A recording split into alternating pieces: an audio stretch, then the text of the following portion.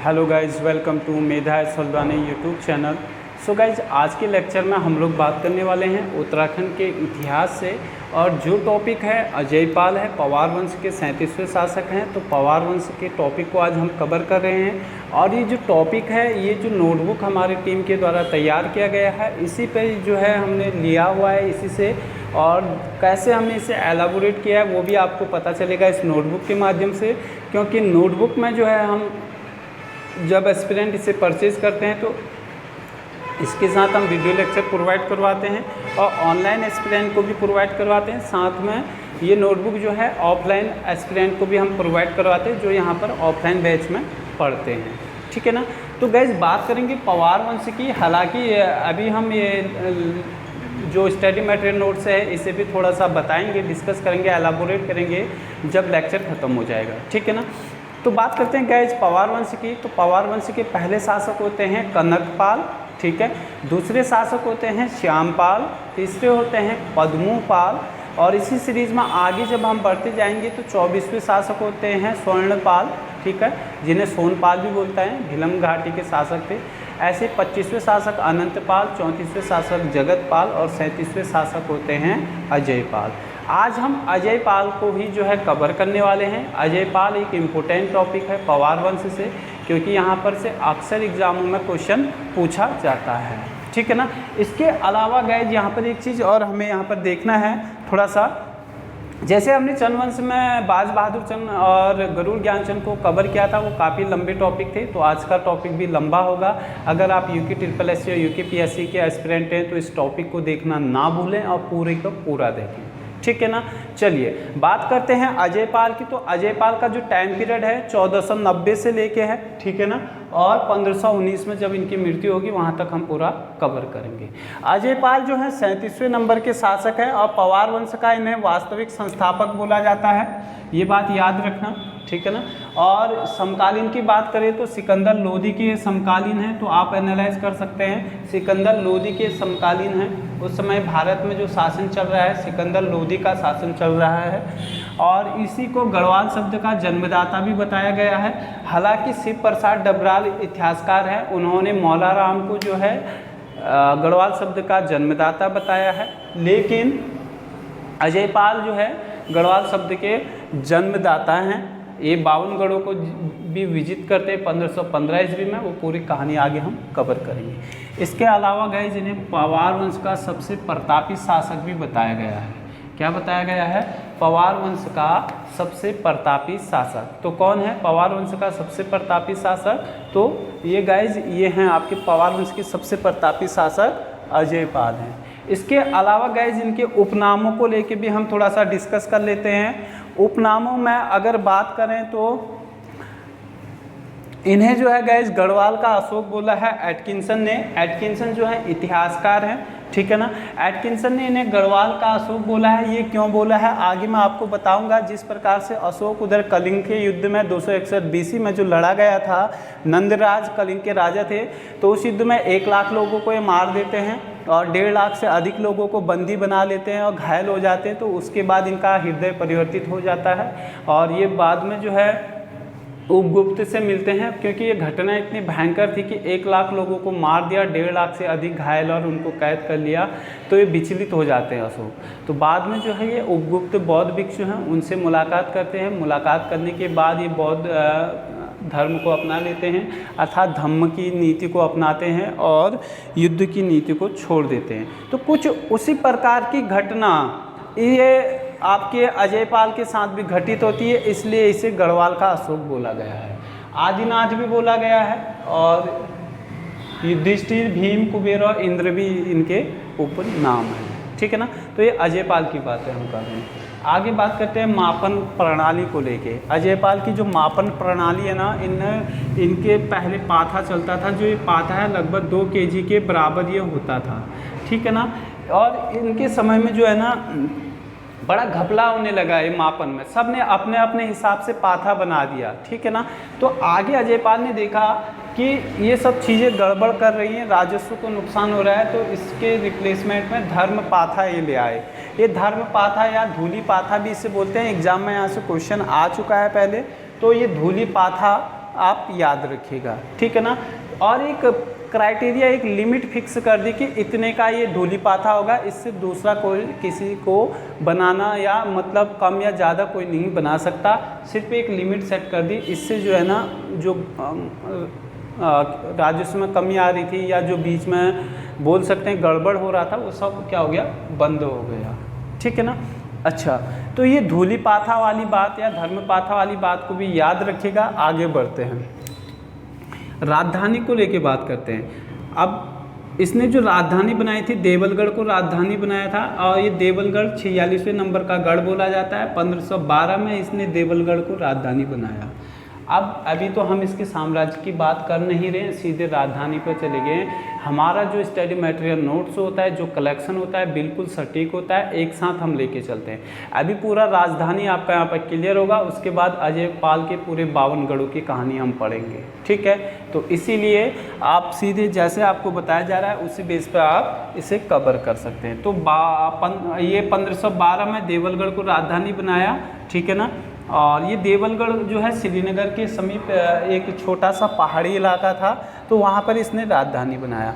इसके बाद इसने क्या किया, 1517 में श्रीनगर को राजधानी बनाया।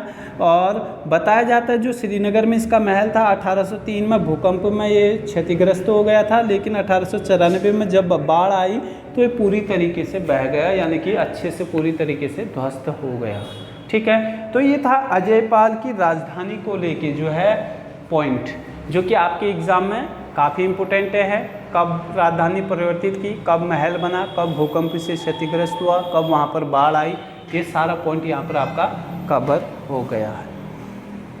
अब बात करते हैं, समय था 1491 ईस्वी का, और अजयपाल उसी समय में 52 गढ़ों को विजिट करने का सपना देख रहा था, क्योंकि ये छोटे छोटे गढ़ों में गढ़वाल विभक्त था। तो ये क्या करता है, 1491 में कीर्तिचंद पे हमला करता है। कीर्तिचंद कुमाऊं के शासक है। कीर्तिचंद भी जो है उसी समय अपना साम्राज्य विस्तार करना चाह रहे थे, तो गढ़वाल का कुछ इलाके इनके कब्जे में ऑलरेडी आ गया था। तो ये 1491 ईस्वी में जो ये लड़ाई होती है, इस लड़ाई में अजयपाल जो 52 गढ़ों का सपना विजिट करने देखे थे, पहले ही युद्ध में कीर्तिचंद से पराजित हो गए, ठीक है। और पराजित होने के बाद लोहाबगढ़ की गुफा में चले गए हैं। लोहाबगढ़ 24वें नंबर का गढ़ होगा, और यहाँ पर शिव की आराधना करेंगे। ये चले थे 52 गढ़ों को विजिट करने का सपना लेकर, और पहले ही युद्ध में हार गए हैं, ठीक है। और लोहाबगढ़ में जो गुफा है, उस गुफा में जो है भगवान शिव की आराधना करने में लग गए हैं।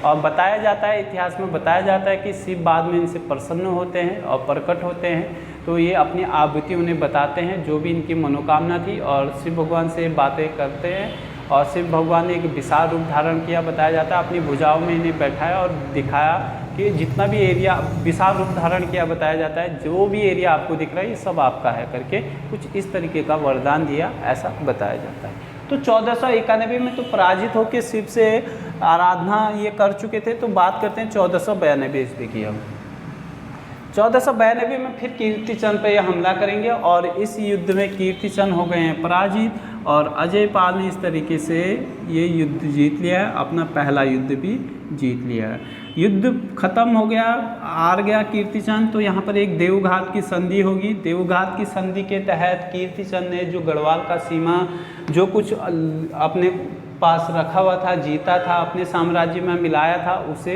गढ़वाल को दे दिया। आप अपना देखो, हम अपना साम्राज्य देखते हैं। तो ये देवघाट की संधि होगी। एक तरीके से क्वेश्चन ये भी बन सकता है कि कीर्तिचंद पहला चंद वंश का शासक है जिसने गढ़वाल पर आक्रमण किया, या ये बोल सकते हैं कि गढ़वाल का पहला शासक जिसने कुमाऊं पर आक्रमण किया तो अजयपाल, ठीक है। दोनों क्वेश्चन कवर हो गए। दूसरा जो ये जीतता है आगे, ये पहला गढ़ हो गया, कोलीगढ़ को जीतता है, बताया जाता है कोलीगढ़ को जीतता है, ये दूसरा गढ़ है, ठीक है ना। और यहाँ पर जो नेगी जाति है ये बड़ा परेशान कर रही थी लोगों को, तो यहाँ के लोगों को नेगी जाति से इसने मुक्ति दिलाई थी। आगे है नागपुरगढ़। ये नागपुरगढ़ के शासक के पास वो स्वर्ण में बदलने वाली जादू की छड़ी या जो भी हम मणि बोलते हैं वो सब थी, बताया जाता है। तो इस तरीके से उत्तर का इलाका जो है अजयपाल ने जीत लिया था, ठीक है ना। अब जब ये जीत लिया अजयपाल ने, तो बताया जाता है कि जो 52 गढ़ हैं, 52 गढ़ों का पूरा विश्लेषण तो मिलता नहीं है। अब ये उत्तर के बाद दक्षिण की तरफ चलेगा। तो मैहाबगढ़ एक यहाँ पर जगह है, ये दक्षिणी क्षेत्र है और इस क्षेत्र में असवाल जाति जो है बड़ा बोलबाला था और बहादुर जाति ये थे असवाल लोग, ठीक है ना। तो यहाँ ये दक्षिणी क्षेत्र में क्या करते थे, मुगल डाकू आते थे, सीमा के अंदर घुसते थे, एरिया में लूटपाट मचाते थे, बहुत ज़्यादा लूट के वापस चले जाते थे। तो ये क्रम इनका लगातार चलता रहता था मुगल डाकुओं का। तो अजयपाल एक अच्छा कूटनीतिज्ञ था, तो अजयपाल ने डायरेक्ट हमला किया उन पर और इस तरीके से इन लोगों का विश्वास जीता और असवाल जाति का समर्थन इनको मिला और इस तरीके से मैहाबगढ़ को भी क्या कर लिया, अजयपाल ने जीत लिया, ठीक है ना। अच्छा, अब ये सब तो हो गया, जब क्योंकि हमने बताया कि 52 के 52 गढ़ों का विश्लेषण मिलता नहीं है, तो आगे जब अजयपाल 52 के 52 गढ़ों को जीत लेता है, उसके बाद जो राजधानी है श्रीनगर, इस श्रीनगर में एक महोत्सव का आयोजन करता है। इस महोत्सव में अजयपाल अपने 52 जो गढ़ विजिट किए थे, 52 के 52 गढ़ों में उन्हीं सभी शासकों को जो है इनवाइट करता है, ठीक है ना। उन सभी शासकों को ये क्या करता है, इनवाइट करता है, ठीक है, श्रीनगर में। लेकिन उसी में से एक शासक, एक गढ़ का शासक वो था कप्पू चौहान, जो कि ऊपगढ़ का शासक था और ये ऊपगढ़ था 13वें नंबर का गढ़ और ये कप्पू चौहान यहाँ का शासक था। कप्पू चौहान ने मना कर दिया कि हम आपकी अधीनता को स्वीकार नहीं करते और ना ही हम आपके महोत्सव में आएंगे। महोत्सव में बुलाने का एक ही कारण था कि आप आइए और हमारी अधीनता को स्वीकार कीजिए, ये कहना था अजयपाल का। लेकिन कप्पू चौहान ऊपगढ़ का शासक था, इसने मना कर दिया। इसके सेनापति का नाम याद रखिएगा, देवू इसके सेनापति का नाम है, ठीक है ना। जब अजयपाल को ये बात पता चली तो अजयपाल ने चेतावनी जारी की इसके लिए। तो चेतावनी जब इसके लिए अजयपाल ने कप्पू चौहान के लिए जारी की तो कप्पू चौहान ने अपनी तुलना पक्षियों में गरुड़ और पशुओं में शेर से कर दी, ठीक है ना। अब अंततः क्या करेगा राजा, हमला करेगा ही करेगा। अगर कोई कहना नहीं मान रहा है, अधीनता स्वीकार नहीं कर रहा है तो हमला करेगा ही करेगा। तो यहाँ पर होती है कहानी बहुत बड़ी है, कहानी को सुनिएगा। कहानी क्या है, अजयपाल उसके बाद में कप्पू चौहान पर क्या करेगा, हमला करेगा, इसके गढ़ पर, ऊपगढ़ पर हमला करेगा। लेकिन कप्पू चौहान भी अजयपाल की तरह वीर साहसी एक शासक था और इसके सेनापति का नाम था देवू, ठीक है ना। ये सूचना जब अजयपाल कि हमारे वहाँ पर युद्ध में आ रहा है, युद्ध करने आ रहा है ऊपगढ़ में, ये बात कप्पू चौहान को पता चलती है। तो कप्पू चौहान अपने माँ को ये बातें बताते हैं। तो उसकी माँ उसके सेनापति को एक आदेश जारी करती है कि अगर युद्ध में हमारी परिस्थिति खराब होती है, युद्ध हमारी तरफ नहीं होता है, तो आप जो है ये सूचना आकर आप हमें बता दीजिएगा और हम जो है इस राज्य को राख कर देंगे और जितने हम लोग स्त्रियां हैं, औरतें हैं, हम लोग क्या करेंगे, जौहर प्रथा को अपना लेंगे। लेकिन फिर भी हम अजयपाल की अधीनता को स्वीकार नहीं करेंगे।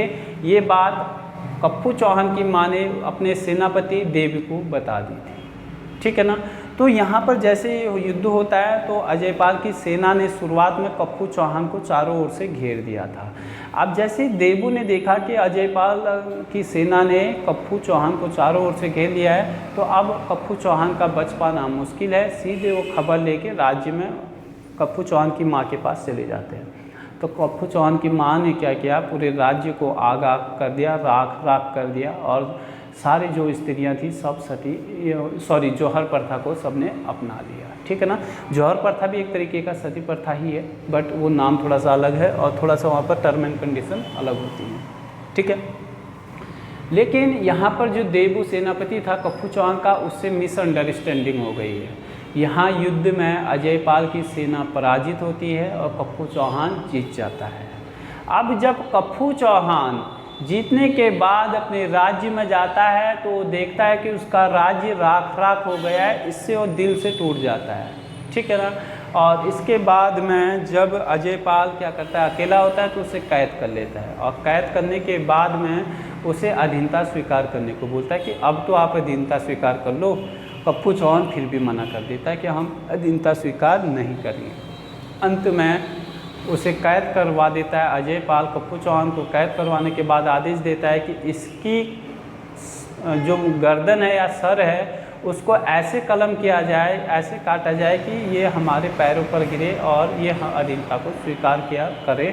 कुछ इस तरीके का जो है फरमान या आदेश जारी करता है अजयपाल। लेकिन जब उसका सर कलम किया जाता है, बताया जाता है, फिर भी अजयपाल के पैरों तक नहीं पहुंच पाता है। तो इस तरीके से जो है अजयपाल और पप्पू चौहान की कहानी का अंत होता है। और अंततः ये सब देखने के बाद अजयपाल का एक स्टेटमेंट, एक कथन पप्पू चौहान के लिए ये था कि वीर तुम जीते और हम हारे करके अंत में। और इस तरीके से इस युद्ध के बाद बताया जाता है कि अजयपाल का भी हृदय परिवर्तन हो जाता है। और हृदय परिवर्तन होने के बाद अजयपाल गोरखनाथ पंथ का अनुयायी बन जाते हैं। जिस प्रकार से कलिंग युद्ध के बाद अशोक बने थे, उसी प्रकार से ये बने थे। तो पप्पू चौहान उपगढ़ के शासक थे उनके युद्ध के पश्चात में। तो इसीलिए इन्हें एटकिंसन द्वारा गढ़वाल का अशोक बोला गया है, ठीक है ना। अब यहाँ पर ये युद्ध की नीति को त्याग देंगे और इनके जो गोरखनाथ पंथ में ये अनुयायी बने, तो इनके गुरु का नाम वहाँ पर था सत्यनाथ। इनकी समाधि आज भी देवलगढ़ में है। अजयपाल ने जो है ना इसके अलावा खाना बनाने के लिए सरौला ब्राह्मण की नियुक्ति भी की थी, ठीक है ना। और आगे चल के सरौला जो ब्राह्मण है सरौला सभा में कन्वर्ट हो गया। कीर्ति शाह के समय में 1904 में तारा दत्त गैरोला ने इसका गठन किया और 1914 में गढ़वाल सभा में मर्ज कर लिया गया, ऐसा बताया जाता है। इसके अलावा जो जॉर्ज विंग्स है, इनकी एक पुस्तक है गोरखनाथ एंड द कनफटा योगीज। इसमें बताया गया है कि जो ये अजयपाल है गोरखनाथ के 84 पंथों में से एक पंथ का संस्थापक भी ये था। ये सब बातें इसमें भी बताई गई हैं। इसके अलावा जो ये श्रीनगर है, इसको गढ़वाल की दिल्ली बोला जाता है। जिस प्रकार से दिल्ली में 17 बार आक्रमण हुए थे, उसी प्रकार दिल्ली 17 बार आक्रमण होने के बाद पुनर्स्थापित हो गया था या कर लिया गया था। उसी प्रकार से श्रीनगर में भी बताया जाता है 11 बार आक्रमण हुए और 11 के 11 बार श्रीनगर को भी पुनर्स्थापित कर लिया गया था। तो गाइस जी ओवरऑल जो है आगे बात करते हैं इसकी मृत्यु की। तो 1519 ईस्वी में बताया जाता है कि अजयपाल की क्या हो गई थी, मृत्यु हो गई थी, ठीक है ना। तो ये एक शासक का जो है अजयपाल, जो कि 37वें नंबर का शासक है पवार वंश का, उसके लेक्चर को आज हमने कवर किया हुआ है, ठीक है ना।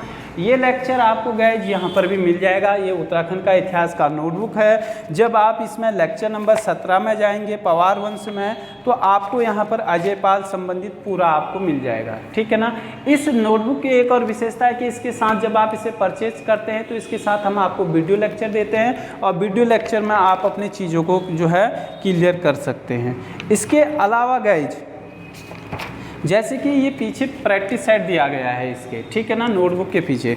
जैसे प्रैक्टिस सेट में हम आपसे बात करते हैं, गढ़वाल का दिल्ली किसे कहा जाता है। अजयपाल ने 52 गढ़ों को विजिट करने के पश्चात महोत्सव कहाँ मनाया, ठीक है ना। इसके अलावा अजयपाल पवार वंश का कौन सा शासक था। अजयपाल ने कितने वर्षों तक शासन किया, 31 वर्षों तक शासन किया था अजयपाल ने।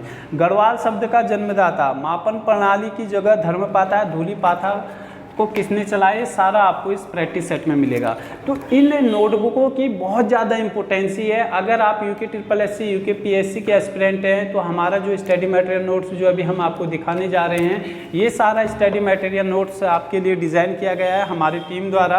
अभी एक एक करके हम आपको बता भी देंगे और ये काफ़ी इंपॉर्टेंट है। सिर्फ आपको इतना पढ़ना है, इसके बाद आपको कहीं जाने की ज़रूरत नहीं होती।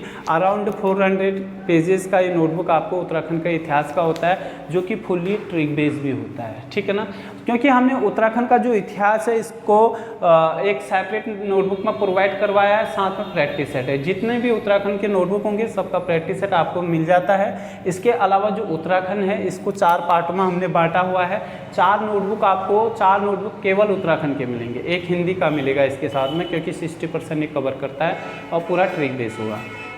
दूसरा और तीसरा नोटबुक उत्तराखंड का भूगोल और संस्कृति है और इसके पीछे भी आपको गाइज यहाँ प्रैक्टिस सेट मिलेगा, ठीक है। और इसके बाद में जो चौथा नोटबुक आता है गाइज उत्तराखंड में, उत्तराखंड का जिलेवार विवरण नोटबुक। और इसमें जो है गाइज आपको पूरा पहले मैप मिल जाता है उत्तराखंड का, फिर जिले का, फिर जिले की स्थापना कब हुई, जिले से संबंधित पूरी डिटेल्स आपको यहाँ पर मिल जाती है।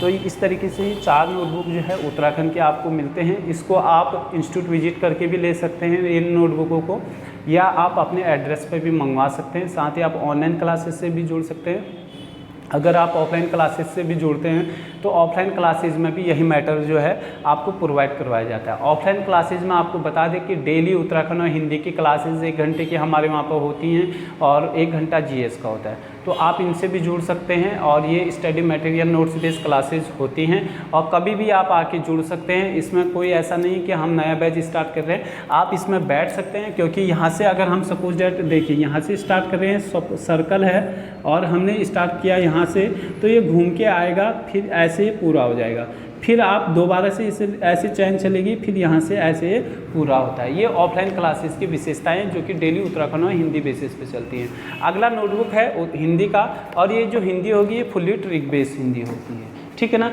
इसके बाद अगला जो है जीएस में आता है ज्योग्राफी का नोटबुक। ये ज्योग्राफी के नोटबुक में आपको इंडियन और वर्ल्ड दोनों ज्योग्राफी का आपको इसमें कवर मिलेगा, ठीक है। इसके अलावा अगला नोटबुक है इकोनॉमिक्स का नोटबुक, और इसमें जो है आपको पीछे कंप्यूटर का पार्ट मिल जाएगा, ठीक है ना। ये कंप्यूटर का पार्ट आपको इसमें पीछे मिल जाएगा, ठीक है। ये सारा ऑफलाइन क्लासेस में भी दिया जाता है। और ये हिस्ट्री का नोटबुक है, हिस्ट्री इंडियन और वर्ल्ड दोनों मिल जाएगा इसमें, ठीक है। और इसके अलावा जो सबसे इम्पोर्टेंसी है इस नोटबुक की, पॉलिटी का नोटबुक है। ये आपको सब ऑफलाइन क्लासेस में भी मिलता है और आप चाहें तो इसे अपने घर पर भी मंगवा सकते हैं। सिर्फ आप इससे तैयारी करें, इससे बाहर तैयारी ना करें। और हम तो एस्पिरेंट को यही बोलते हैं कि आप इतना पढ़ लें, ये आपके लिए सफिशिएंट रहता है। सिर्फ आपको पढ़ना होता है, इधर उधर आपको कोई बुक देखने की ज़रूरत नहीं रहती है। बहुत सारे एस्पिरेंट जो यूकेपीएससी के एस्पिरेंट हैं वो हमारे पास कॉल करते हैं और ऑफलाइन बैचेज़ के लिए, ऑनलाइन बैचेज़ के लिए। तो ऐसे सभी एस्पिरेंट, आपके पास समय कम है, आप बिल्कुल बहुत आसानी से इस स्टडी मटेरियल नोट्स के साथ जो है आप तैयारी करके आराम से एग्ज़ाम को क्रैक कर सकते हैं। मात्र 3 महीने 2 महीने के अंतर्गत भी आप इसे क्रैक कर सकते हैं। वो आप पर डिपेंड है कि आप इसे कितना पढ़ते हैं, कितनी बार रिवाइज करते हैं। क्योंकि स्टडी मटेरियल नोट्स के साथ हम आपको लेक्चर प्रोवाइड करवाते हैं, वीडियो लेक्चर, और साथ में लाइव क्लासेस से जुड़ने का मौका देते हैं। इसके अलावा ऑनलाइन क्लासेस भी इस संस्थान के द्वारा चलाई जाती है, तो यही स्टडी मटेरियल वहाँ पर भी प्रोवाइड करवाया जाता है। और ऑफलाइन क्लासेस में सिर्फ हार्ड कॉपी फॉर्मेट में एस्पिरेंट को प्रोवाइड करवाया जाता है और सेम मैटर आपको वहाँ भी प्रोवाइड करवाया जाता है। तो गाइज, अगर आप इन सभी चीज़ों से जो है आप प्रभावित हैं, आप लेना चाहते हैं स्टडी मटेरियल नोट्स, तो नीचे नंबर आपको मिलेगा, आप कॉल या व्हाट्सअप के माध्यम से जानकारी ले सकते हैं। इसके अलावा वीडियो लेक्चर्स के डिस्क्रिप्शन में हम लोग डिटेल्स दे देंगे, तो वहाँ पर भी आप संपर्क कर सकते हैं और उसके बाद संस्थान से ले सकते हैं या अपने एड्रेस पर मंगवा सकते हैं। अभी तक जितने भी एस्पिरेंट हैं जिन्होंने परचेज किया, उनकी रिव्यू आपको देखना है तो फेसबुक पेज मेधा सल्दानी पर जाकर आप विजिट कर देख सकते हैं। इसके अलावा गाइज बहुत सारे एस्पिरेंट जो हैं आउट ऑफ स्टेट से भी हैं, तो वो भी हमारे जीएस के मैटर को परचेज कर चुके हैं। आप परमाण फेसबुक पेज मेधा सल्दानी पर जाकर देख सकते हैं। अगर वीडियो लेक्चर आपको पसंद आया तो प्लीज़ आप इसे लाइक ज़रूर करें, साथ ही शेयर जरूर करें और कमेंट सेक्शन के माध्यम से आप हमें बताएं कि आपको वीडियो लेक्चर कैसा लगा, आज का जो टॉपिक है ये आपको कैसा लगा। इसी क्रम में हम आपके लिए नई टॉपिक लेके आएंगे और लाते रहते हैं वैसे आपके लिए नई सीरीज़ें, क्योंकि थोड़ा सा समय का अभाव रहता है। ऑफलाइन ऑनलाइन क्लासेस के बाद में यूट्यूब पर काम करने के लिए थोड़ा सा समय की ज़रूरत होती है, तो वो समय हम मैनेज नहीं कर पा रहे हैं। कोशिश करेंगे कि आपके लिए रेगुलर ऐसे यूट्यूब पर भी क्लासेस लेके आएँ। Thank you guys.